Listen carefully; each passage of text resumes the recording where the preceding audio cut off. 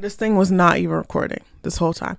Anyway, welcome to a special episode of Ramblings of an Extra with yours truly, Naya. Today is gonna be a bit interesting. Okay, we're gonna do a special episode. It's called The Gap, and it is an interview that I have with two people at my school, my fabulous editor and Rayven, one of my friends at my school, Marymount Manhattan. Hopefully I did not just dox myself. Anyway, yeah, so we just talked about like whether or not Hollywood is creating a gap between new creators and like actual resources to get our stories out there. Creatives like directors, writers, actors, producers, editors. And yeah, I think this is a conversation that really needs to be had. The whole episode is going to be audio. I'm just here to be your lovely host to introduce you. And yeah, I hope you guys have a great time. Hope you guys love the story. And let's begin. All right. You're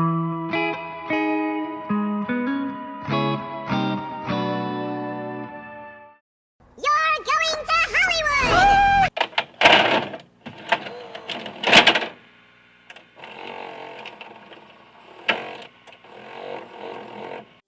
The Oscar goes to. And the Oscar goes to. The Oscar goes to. And the Oscar goes to. And the Oscar goes to. And the Oscar goes to. I need you to picture this. Year 2000, 2025. Netflix just bought Warner Brothers. The government is on fire. Remakes of shows and movies no one asked for are at an all-time high. The box office still hasn't gotten back up since the 2020 quarantine for Corona. Now, according to New York Times, people see Hollywood as a glamorous dream factory, but also a toxic, money-driven place with a dark side. Known for its inflated egos, exploitation, and sometimes disappointing reality compared to the movies it produces. Now my question is, what is the new generation of creatives like directors, writers, producers, editors' opinion of Hollywood? Also known as, do future creatives give a single shit about Hollywood? Let's find out. State your name, record. Record? Yeah, record. Okay, let me be professional. I forgot to put my professional voice. Okay. State your name, age, major, all that important stuff. Okay.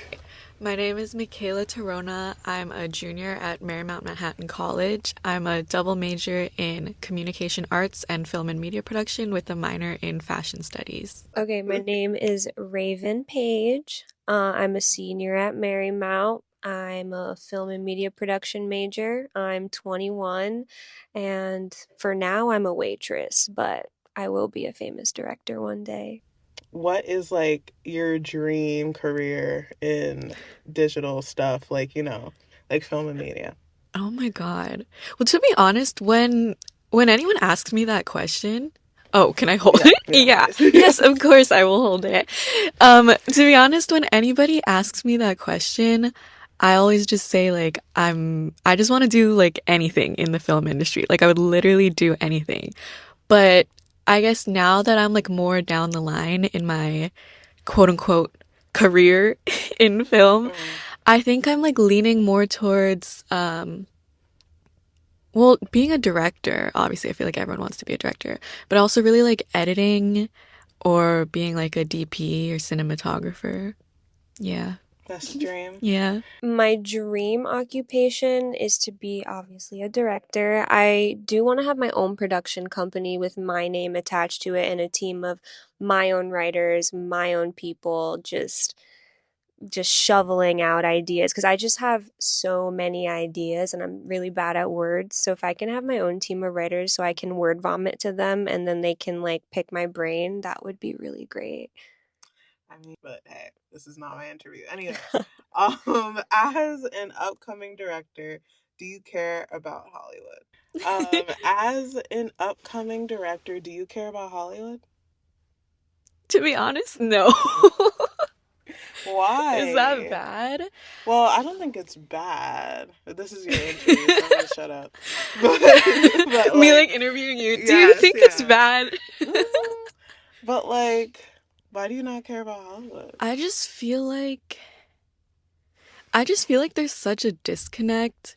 Maybe it's like my age because I don't know, like I don't really keep like to be honest, a lot of the times with the Oscars, like I haven't even seen most of the films nominated, which is like crazy because like I should be seeing those films if this is like what I want to go into and like what I'm studying. But I don't know. I just don't personally care. That sounds so bad. I don't know. I don't know. I'm like describing this really badly. No, I you're just feel fine. like today, like it's always the same like big production companies that are kind of like taking over everything. Like everything is Disney or everything is like whatever else. So it's just kind of like like another Disney film. Okay, great. Yeah, I'm sure it'll be totally different from the or last like one. remakes. Right. Yeah, Yeah, I could like get into that for a really long time. Everything is a remake or a reboot these days, and it literally pisses me off so bad.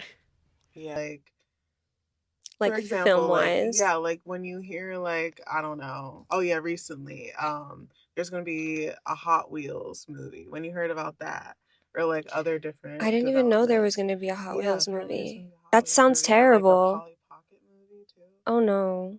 That sounds awful. yeah, so like in those developments, like when you hear about the Odyssey Hmm. or like another Spider-Man movie, which I have no problem with, I but have no this problem is with not that my either. interview. This is not my interview. Yeah, so like when you hear about those different developments, like what's running through your brain, like as someone? Well, Mm, honestly, I don't really pay much attention to like reviews when it comes to films because at the end of the day, they're all opinions. So who's to say my opinion isn't going to be different?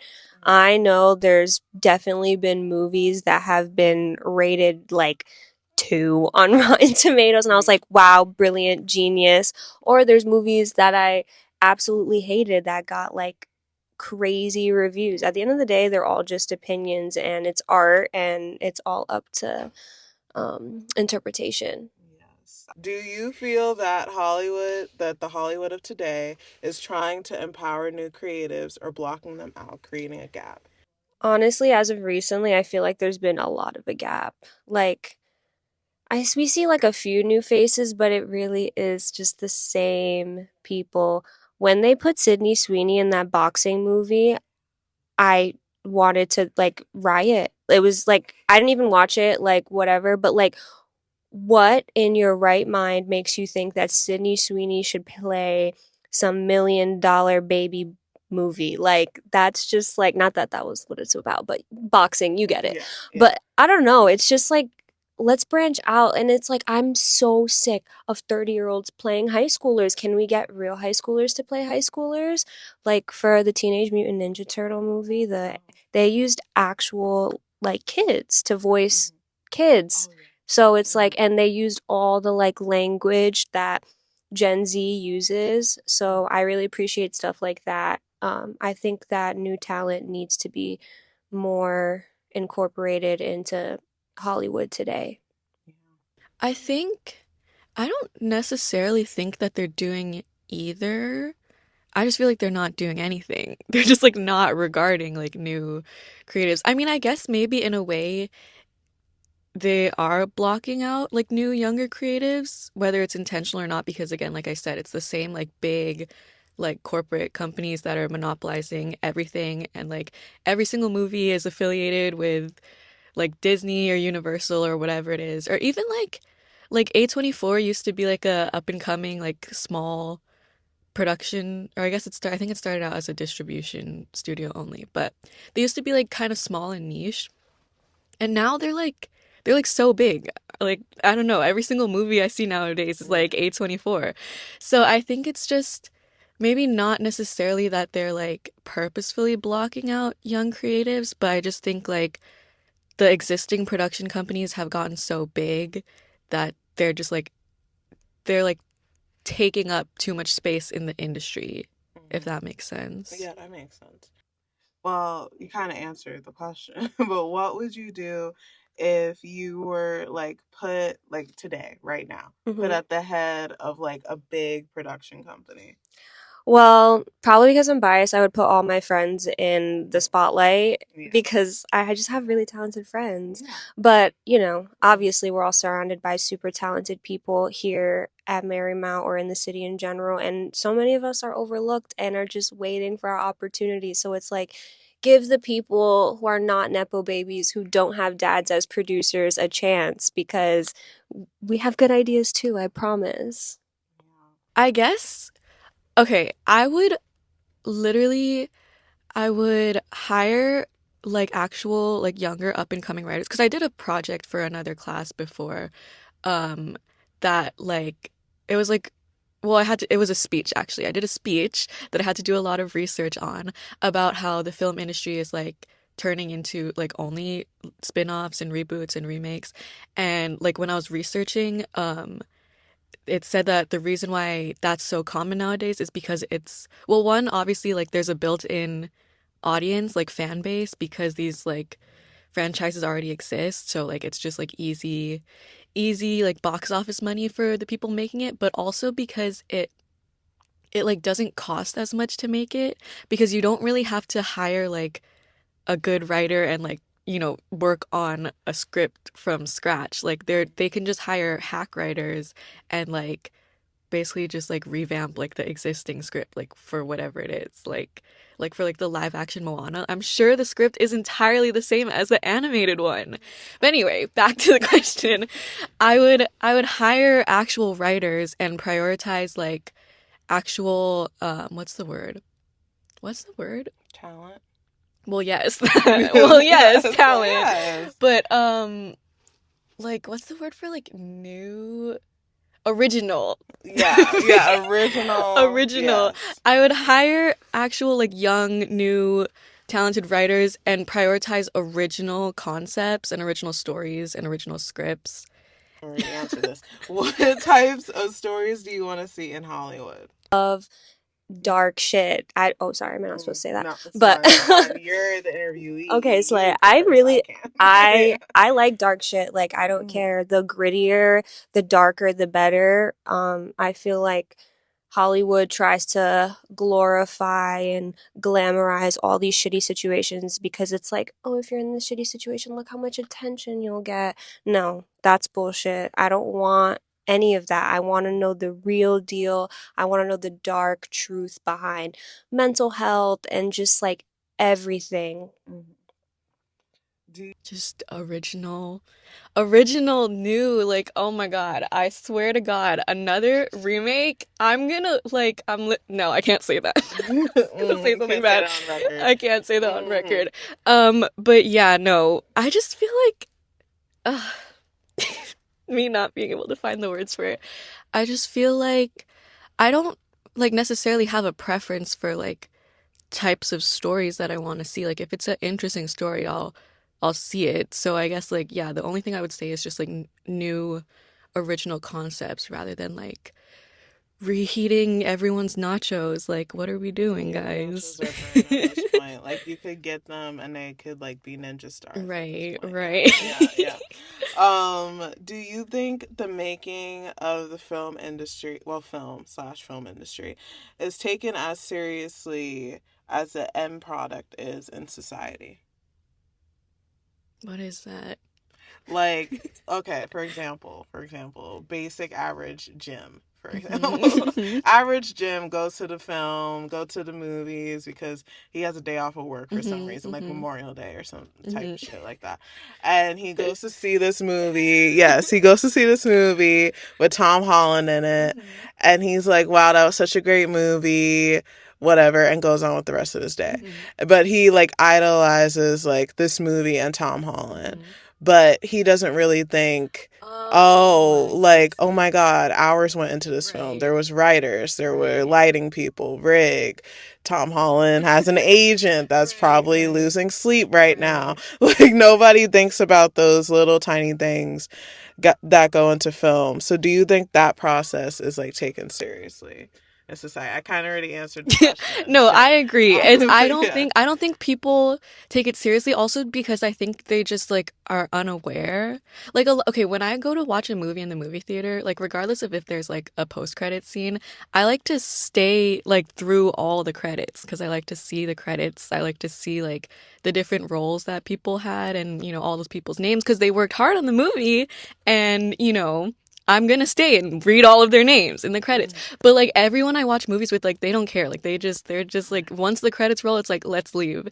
And just like I don't know, maybe this is just because we are obviously film students, so like we know. But like so many times, like people will say, or like I'll see a behind the scenes video on TikTok of like a movie being shot, and it'll be like the scene is like in like a loud bar or something, and two characters are talking. But then, like, when they show the behind the scenes, obviously only the two actors that talk are talking, and all the extras are just quiet, even though, like, when you watch the film, it's a loud bar. And everyone in the comments is like, oh my God, what? That's so weird. Like, I didn't know. And to me, it's like, hello, obviously. Like, obviously, they're not recording the actors' dialogue with everyone being loud in the background. But, like, I think that's just me, because, like, obviously we know that process. But yeah. No, I think that we need to give our roses to our PAs and our people who stand out in the street with traffic cones being like, hey, you can't park here. Because yes, it's the directors and the actors and, all the people that have their name slapped on the project, but none of that can happen without the intern that's not paid enough. The person who's literally standing outside in the freezing cold being like, hey, you can't park here, we're filming here. I think we all need to like give our roses to those people too, because they're so overlooked, and literally nothing that we do as filmmakers could be possible without them. Like I need the ending. Yeah. Okay. Thank you. Of Thank you course. for today. Thank you for having me. I should have asked Mikaela this. I probably will. Just to hats off to writers, because I am a writer myself. What's your favorite writer? Like film writer? You're my favorite writer. Oh my God, that's such a cop out. I love Bribes. I love Bribes. You're my... Okay, fine. Naya Naomi. Wait, can I say it on record? Yeah, Naya Naomi is my favorite writer. Okay, Rayven. I'll let you go down. I'll let you go down. Okay. End of interview. Bye, Libby. All right. Thank you, Mikaela, for your time today. Yes. Any final thoughts? I don't know. I hope that was good. I went to sleep. This is so unrelated. You can cut all this from the interview. I went to sleep at like 5 a.m, and then I had to wake up early to do homework and then come here, and I haven't eaten anything, and I'm about to not go to class. Sorry, Libby, and do my project. So I'm like literally half asleep. So I hope my answers made sense, and please strike all of this from the final cut. Thank you so much, Mikaela, and I'm probably going to use this in the final cut. Hopefully Libby does not get mad. She's the best. Bye, Libby. Bye, Libby. The Oscar goes to. And the Oscar goes to. The Oscar goes to. And the Oscar goes to. And the Oscar goes to. And the Oscar goes to.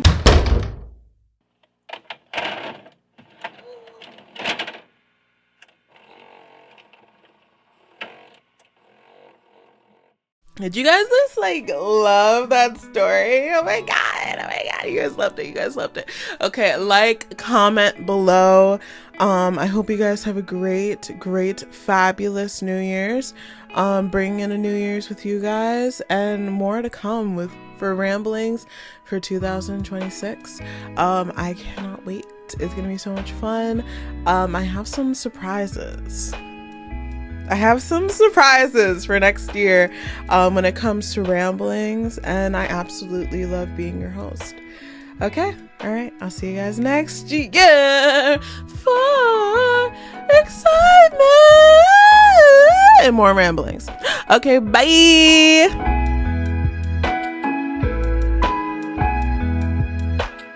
Want more? Listen to ramblings of an extra on these platforms.